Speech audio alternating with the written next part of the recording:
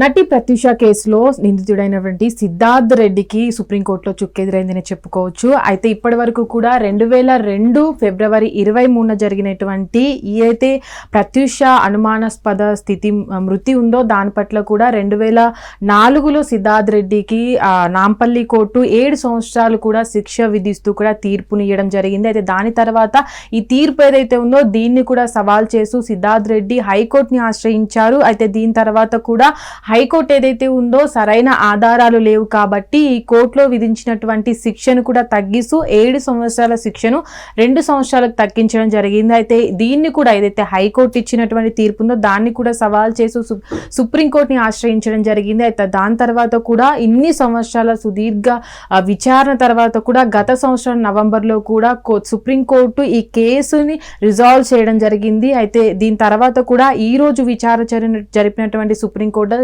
కూడా సిద్ధార్థ్ రెడ్డికి 4 వారాల గడువు ఇచ్చింది. తనను లొంగిపోవాలంటూ కూడా 50,000 జరిమానా కూడా విధించడం జరిగింది. అయితే ప్రస్తుతానికి ఉన్నటువంటి ఏవైతే కూడా ఉన్నాయో దాంట్లో కూడా సిద్ధార్థ్ రెడ్డి ఏదైతే ఇప్పుడు నాంపల్లి కోర్టులో విధించినటువంటి అప్పుడు ఆ తీర్పును కూడా సవాల్ చేస్తూ హైకోర్టుకు వెళ్లారు. హైకోర్టు నుంచి సుప్రీంకోర్టుని ఆశ్రయించారు. సుప్రీంకోర్టులో కూడా ఇలాంటి తీర్పు రావడం పట్ల కూడా అటు ప్రత్యూష మరణానికి ఒక ఎండు కార్డ్ పడిందని అనుకోవచ్చు.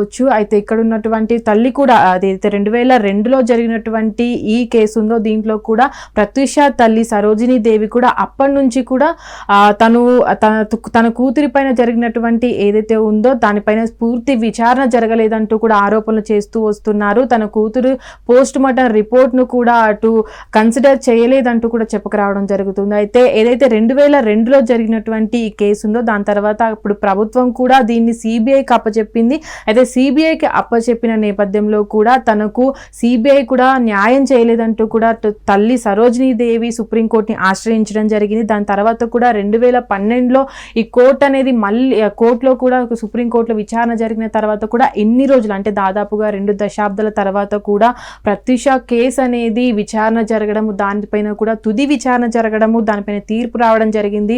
అటు ఇది సిద్ధార్థ్ రెడ్డి కూడా ఒక అటు ఎదురు దెబ్బే అనుకోవచ్చు. ప్రస్తుతానికి ఇన్ని సంవత్సరాల తర్వాత కూడా తన తల్లికి న్యాయం జరిగిందని అనుకోవచ్చు. అయితే ప్రస్తుతానికి కూడా ఉన్నటువంటి ఏవైతే ఇప్పుడు ఆరోపణలు ఉన్నాయో దాన్ని కూడా కోర్టు నమ్మింది. తనకు పూర్తిగా తనకు న్యాయం జరిగిందని తన తల్లి కోరుకుంటుంది. అయితే ప్రస్తుతానికి కూడా ఉన్నటువంటి కేసు ఏదైతే ఉందో అది ఇన్ని సంవత్సరాలుగా 2002లో జరిగినటువంటి కేసు ఏదైతే ఉందో ఇన్ని సంవత్సరాల తర్వాత కూడా విచారణ తర్వాత కూడా ఈ రోజు తుది విచారణ జరిగింది. తుదిగా తీర్పు విడుదల చేసిన సుప్రీంకోర్టు తనకు ఏదైతే ఆ 4 వారాలు గడివివ్వడం సిద్ధార్థ్ రెడ్డి లొంగిపోవాలంటూ కూడా గడివివ్వడం జరిగింది. అయితే ఇన్ని సంవత్సరాల తర్వాత కూడా ప్రత్యూష మరణానికి ఒక న్యాయం జరిగిందని అనుకోవచ్చు. హిట్ టీవీ యాప్ ఇందులో short news, live news, entertainment shows, movies, digital magazines తో పాటు మీ జిల్లా వార్తలను కూడా ఫ్రీగా చూడొచ్చు.